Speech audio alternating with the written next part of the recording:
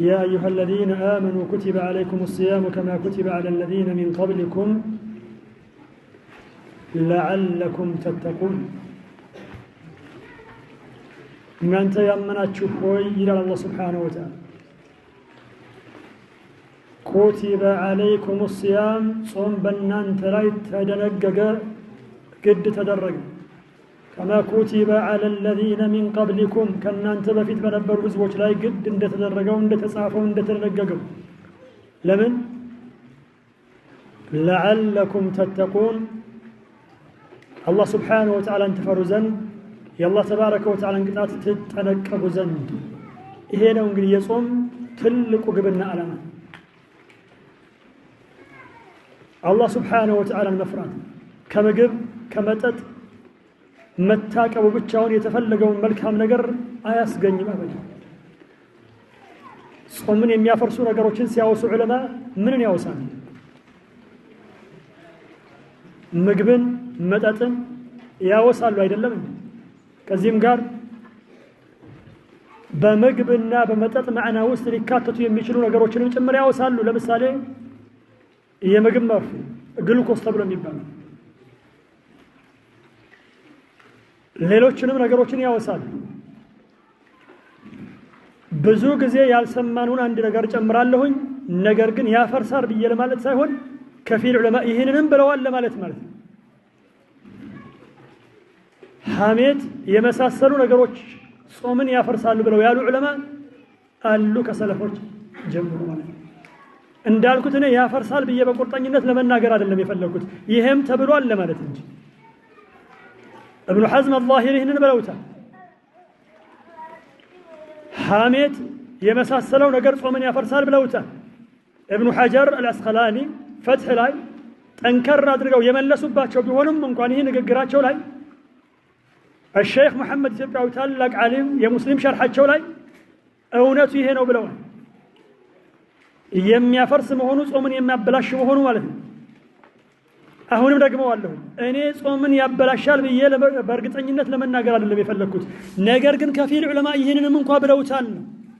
ተመልከቱት ይሄ ነገር ለምሳሌ ራጅህ ነው ተብሎ ቢባል ስንት ረመዳን እንደተበላሸ ስንት ጾም እንደተበላሸ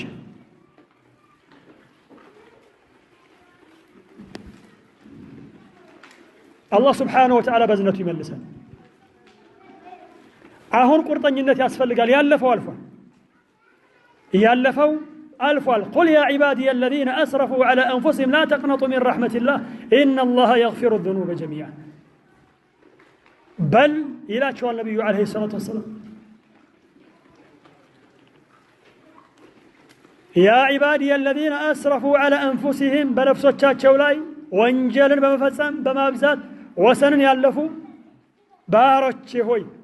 لا تقنطوا من رحمة الله كالله سبحانه وتعالى إذن التسفانات تقرطوا إن الله يغفر الذنوب جميعا الله سبحانه وتعالى وانجل باتك على يمرال لنا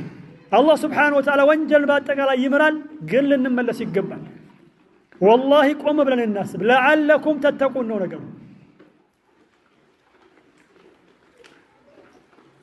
كمقب كمتاتنا كمساسلو قلص كونو افراش ነገሮች ብቻ ሳይሆን መታቀብ ያለብን ከሐሜት ከውሸት ከመሳሰሉ ነገሮችም ጭምር ነው ይሄው ከፊል ዑለማ እንደተጠቀስኩት እነዚህ ነገሮች ጾምን ያበላሻሉ ያፈርሳሉ ብለዋል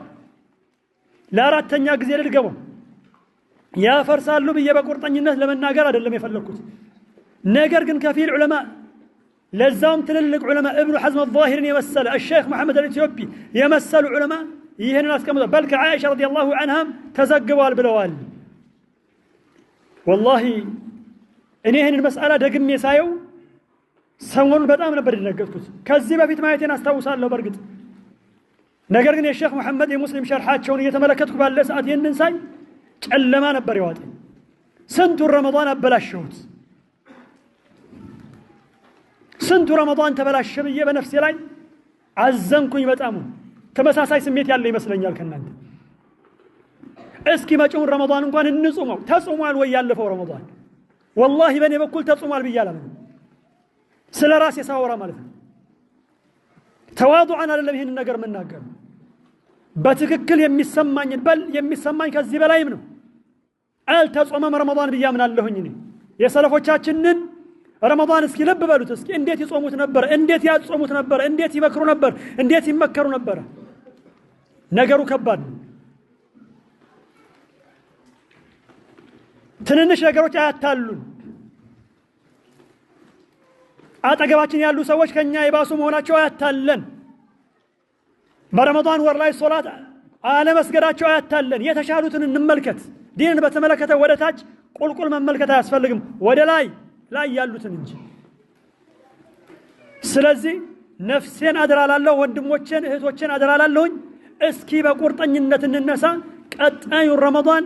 እንጾመው ዘንድ ምክንያቱም እንደኔ والله تعالى اعلم አብዛኛው ሰው እየጾመው ወይ ደግሞ ባግባቡ እየጾመው አይደለምና ነው والله تعالى اعلم والسلام عليكم ورحمة الله وبركاته